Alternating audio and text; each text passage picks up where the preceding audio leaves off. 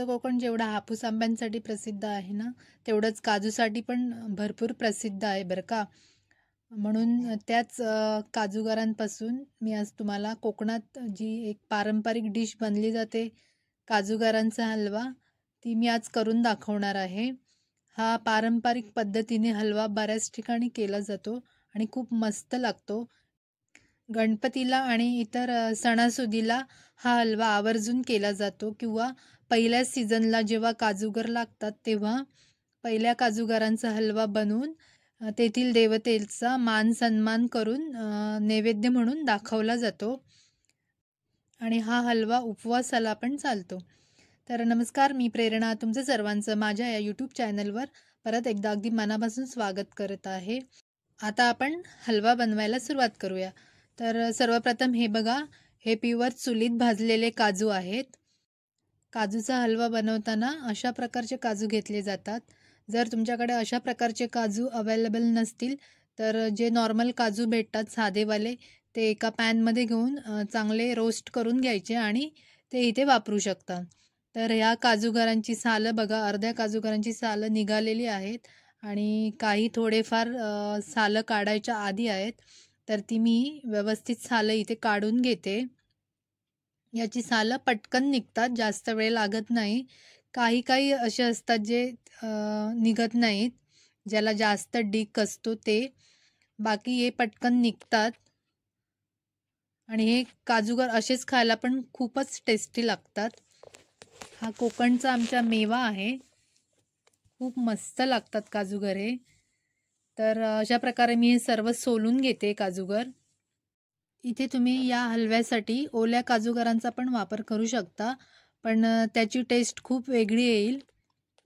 ह्याच काजूगरांचा हलवा खूप मस्त लागतो. ओल्या काजूगरांची शक्यतो उसळ केली जाते. उसळ मस्त लागते ओल्या काजूगरांची. तर आता मी हे सगळे काजूगर व्यवस्थित अगदी सोलून घेतलेत, सगळी सालं काढून घेतली आहेत आणि अशा प्रकारे मी मस्त साफ निवडून घेतलेत. तर आता आपण हे काजूगर वाटीने मोजून घेऊयात. सगळं साहित्य मी तुम्हाला एका वाटीने मोजून दाखवणार आहे. इथे मी 2 वाट्या काजूगर घेते. तुम्हाला जर या चॅनलवर अशाच पारंपरिक रेसिपीज पाहायच्या असतील तर सबस्क्राईब नक्की करा, लाईक करा, शेअर करा, तसंच बेल आयकॉन क्लिक करायला विसरू नका, जेणेकरून मी ज्या नवीन रेसिपीज पोस्ट करेन त्याचं नोटिफिकेशन सर्वात पहिलं तुम्हाला येईल. आता काजूगर एका वाटीमध्ये मी काढून घेतलेत. गॅसवर मी पॅन ठेवलंय, हलकंसं गरम झालंय. त्याच्यामध्ये मी साजूक तूप 2 चमचे घालून घेते. तूप आपलं वितळलं तर ह्याच्यामध्ये मी 3 वाट्या ओलं खोबरं घालून घेणार आहे. आपल्याला 3 वाट्या ओलं खोबरं लागेल. किसलेलं ओलं खोबरं आहे हे. तर आपल्याला ते 3 वाटे लागेल. आणि आता आपल्याला हे तुपावर थोडं हलकं सोनेरी कलर येईपर्यंत परतून घ्यायचं आहे. थोडंसं बदामी रंगावर आलं की नंतर आपण याच्यामध्ये काजू घालायचं. हे जे सारण आहे ते थोडंफार मोदकाच्या सारणाप्रमाणेच आहे, पण याच्यामध्ये भरपूर सारे काजूगर घातले जातात आणि गुळाचं प्रमाण थोडंसं कमी असतं. त्यामुळे ही रेसिपी खूपच वेगळी आहे. पण वाटताना थोडीफार मोदकाच्या सारणासारखी वाटते, पण थोडी वेगळी आहे कारण याच्यामध्ये भरपूर काजू घातले जातात. तर आता मी याच्यामध्ये गूळ घालून घेते. तर हे मी 2 प्रकारचं इथे गूळ घेतलंय. एक साधं गूळ आहे आणि एक ऑर्गॅनिक जे आपण काळं गूळ बोलतो ना ते आहे. त्याच्यामुळे याला कलर चॉकलेटी मस्त येईल. तर हे गूळ आणि खोबरं व्यवस्थित आपल्याला एक 3-4 मिनिटासाठी परतून घ्यायचं आहे. तुम्हाला जर थोड्या प्रमाणात हलवा करायचा असेल तर इथे तुम्ही प्रमाण त्याचं अर्धं करू शकता. तर इथे मी आता अर्धी वाटी पाणी घालून घेते, जेणेकरून आपलं गूळ आहे ते थोडंफार मेल्ट होईल. आणि मी इथे आता हे काजूगर घालून घेतले आहे. हलवा जर तुम्हाला एकदम सॉफ्ट पाहिजे असेल ना, तर हे काजूगर जे आहेत ना ते 15 ते 20 मिनटं पाण्यामध्ये भिजत ठेवायचे. त्याच्यामुळे आपले काजू एकदम सॉफ्ट होतील आणि हलव्यामध्ये खायला पण खूपच मस्त लागतील. पण आम्हाला असा थोडा क्रंची हलवा चांगला लागतो, त्याच्यामुळे मी असेच अख्खे काजू टाकले आहेत. तर आता मी इथे 1-2 मिनटासाठी झाकण ठेवून घेते जेणेकरून आपले काजूगर थोडेफार सॉफ्ट होतील आणि सारण पण आपलं सगळं मिळून येईल. तर बघा, हे व्यवस्थित अगदी गूळ पण मेल्ट झालं आहे आणि व्यवस्थित सगळं मिळून आलं आहे. याला साहित्य अगदी कमी लागतं आणि घरात ते सहज उपलब्ध असतं.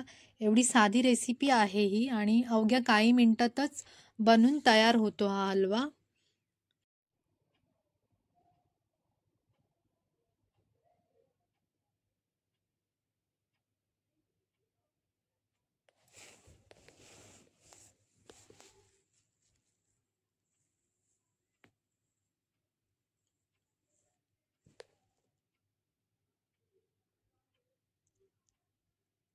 आता इथे मी अर्धा चमचा वेलची जायफळ पूड घालून घेते.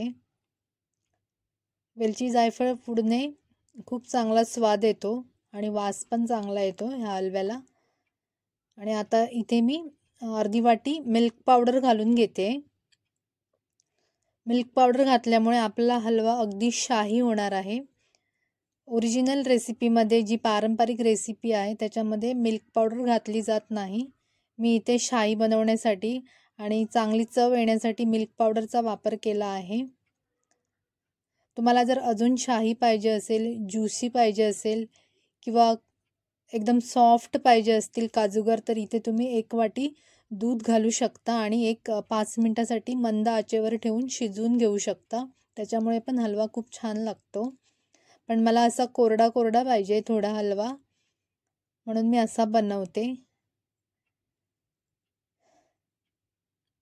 तर अशा पद्धतीने तुम्ही नक्की एकदा हलवा करून बघा. आता मी थोडंसं पाणी घालून घेते आणि 1-2-3 मिनिटासाठी झाकण ठेवून शिजवून घेते,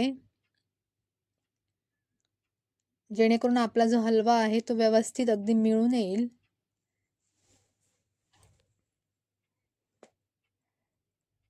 तर आता 2-3 मिनिटं झाली आहेत. आपला हलवा तयार झाला आहे. तर आता आपण एका डिशमध्ये काढून घेऊया. तुम्ही एकदा जरूर नैवेद्यासाठी किंवा काही असं घरात असलं तर प्रसादासाठी बनवून बघा. खूप छान लागतो, एक वेगळी डिश म्हणून. आणि नक्की फॅमिलीसोबत एन्जॉय करा.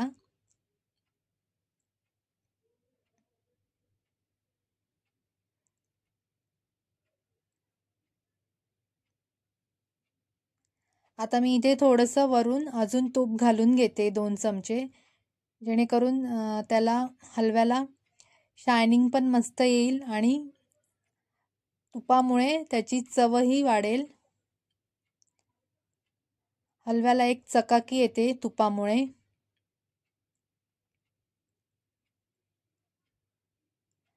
हे तूप वरून 2 चमचे शेवटी घालून घ्यायचं आहे.